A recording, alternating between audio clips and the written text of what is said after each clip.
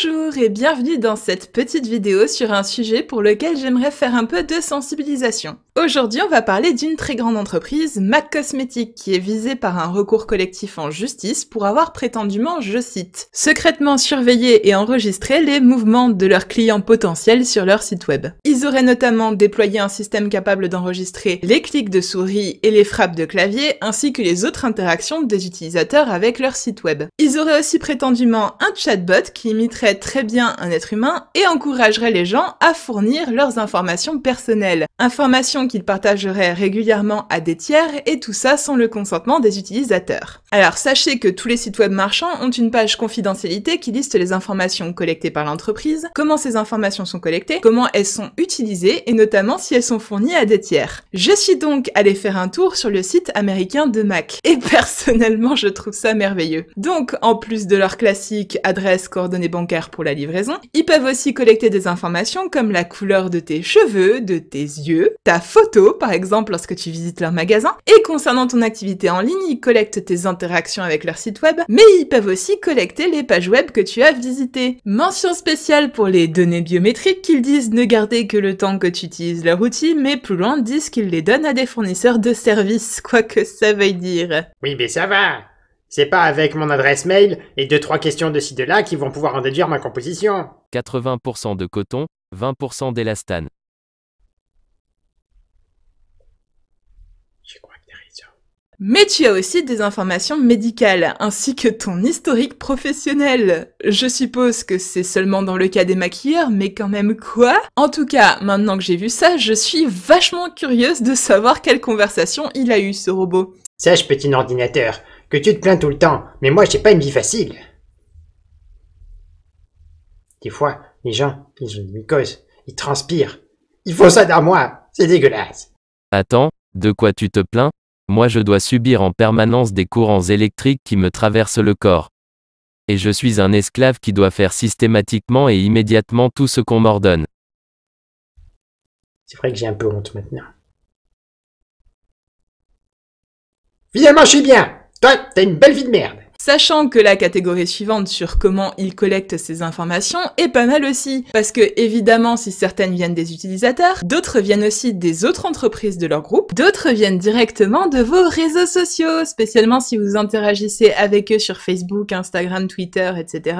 D'autres sont aussi collectés automatiquement, notamment par les cookies, ces petites dont j'ai déjà parlé, qui collectent notamment vos données de navigation ainsi que les pixels espions, que j'avoue je ne connaissais pas. Ces derniers sont des images microscopiques qui sont chargées par votre navigateur avec les autres images du site web. Ils peuvent fournir des informations sur vos appareils, mais aussi une position approximative de où vous êtes. Sachez que ces gros sont inclus dans les 2/3 des emails que vous recevez. Ça permet notamment à l'envoyeur, par exemple les spammers, de savoir si vous avez lu l'email et surtout si votre adresse email est valide. Alors, je ne suis pas vraiment surprise, hein, vu que c'est une entreprise américaine et aux États-Unis, la protection des données personnelles, c'est un concept un peu vague. C'est pas pour rien que c'est la patrie de Facebook. En Europe, en la matière, on est quand même vachement plus carré, tu ne peux pas enregistrer n'importe quoi sur les gens. En France, la collecte de données personnelles est régulée par la CNIL, la Commission nationale de l'informatique et des libertés, et est contrôlée par le règlement européen pour la protection des données. Notamment, il est interdit, sauf cas particulier, de collecter des données sensibles, c'est-à-dire des informations relatives à l'ethnie, les convictions religieuses ou encore les données biométriques, le fameux historique médical. Donc, par curiosité, je suis allée faire un tour sur la politique de confidentialité du site MAC en France. Et il y a 2-3 trucs intéressants. Déjà, comme pour le site américain, ils collectent via les cookies, les pixels espions et les réseaux sociaux. Cependant, sans surprise, la liste des informations collectées est beaucoup plus légère. Ils vont par exemple enregistrer votre type de peau, l'état de votre peau et votre type de cheveux, ce que je trouve un peu surprenant vu qu'ils n'ont pas ma connaissance de produits pour cheveux, mais qu'il est un peu moins quand on se rappelle qu'ils font partie du groupe Estée Lauder qui eux vendent du shampoing. Voilà, donc on verra ce que donne le procès, mais je trouvais en tout cas intéressant d'en parler. Je sais qu'il y a plein de gens qui s'en moquent de tout ça parce qu'ils partagent chaque seconde de chaque minute de leur vie sur Facebook.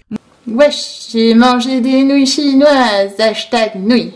Moi non. Moi, je m'en moque pas. Franchement, naviguer sur Internet aujourd'hui, c'est un peu comme avoir sa maison encerclée de centaines de voyeurs équipés de grosses jumelles. Face à ça, tu as 2 réactions possibles. La première...